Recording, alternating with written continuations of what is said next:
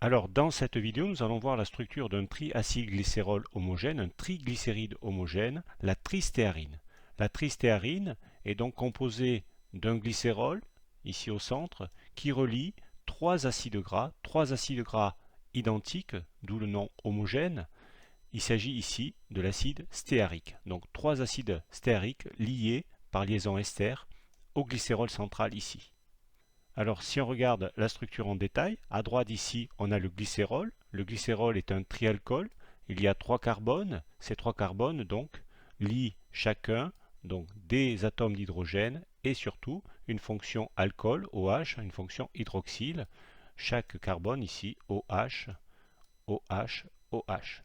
Ce glycérol va être numéroté de 1 à 3 en fonction du nombre de carbone. Pour le numéroter, on doit se mettre comme pour une représentation de Fischer, donc la molécule carbonée dans le sens vertical ici, et il faut que le OH du carbone central vienne vers nous sur la gauche. Donc voilà comment on doit le positionner. Et donc ici c'est le carbone 1, au centre le carbone 2 et le carbone 3. On dit aussi carbone alpha, carbone bêta, carbone alpha prime. Et les acides gras, ici c'est l'acide stéarique, donc à droite on reconnaît la fonction acide carboxylique, C doublon O OH, le H n'est pas représenté ici puisque c'est la forme des protonés, et une longue chaîne carbonée, CH2, CH2, CH2 jusqu'à CH3 à la fin. Il y a ici 17 carbones pour cette chaîne aliphatique, et c'est une chaîne donc linéaire, non ramifiée, et qui possède aucune insaturation, c'est-à-dire aucune doublon carbone-carbone. Et donc dans un triglycéride, dans un acylglycérol, eh bien ici on va lier une fonction hydroxyle avec la fonction acide carboxylique ici. Il va y avoir départ d'une molécule d'eau, donc le OH, le H n'est pas représenté, mais le OH ici va partir avec le H qui est ici aussi. Et il va y avoir la liaison ici entre le carbone de l'acide carboxylique et le O de la fonction OH du glycérol. Il va y avoir un rapprochement, donc on peut s'amuser à le faire ici, ici. Voilà à quoi ça pourrait ressembler si je le lis avec le O central ici. Je vais le mettre au bord. Et puis pour celui-ci, voilà, on va le baisser.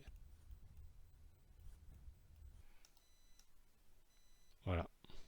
Donc il y a liaison entre le carbone ici et le O ici.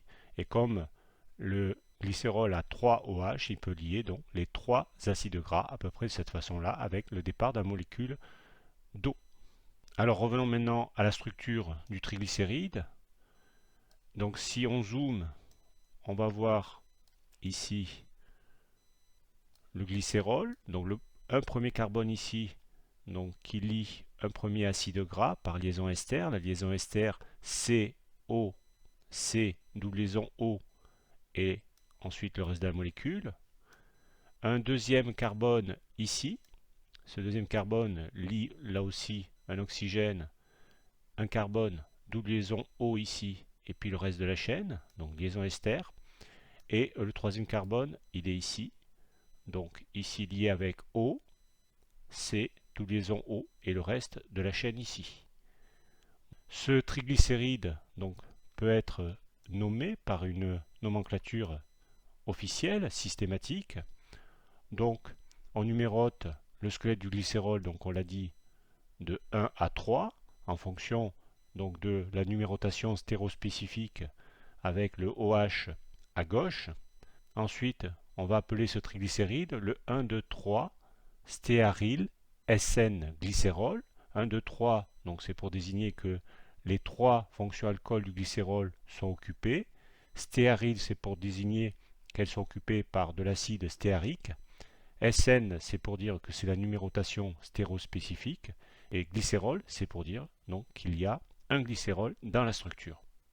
On peut aussi le nommer par un nom plus simple. On peut dire le tristéarylglycéride, qui désigne aussi donc qu'il y a trois acides stéariques sur le glycérol. Et on peut le nommer donc ensuite par un nom plus empirique. On parle donc ici de la tristéarine.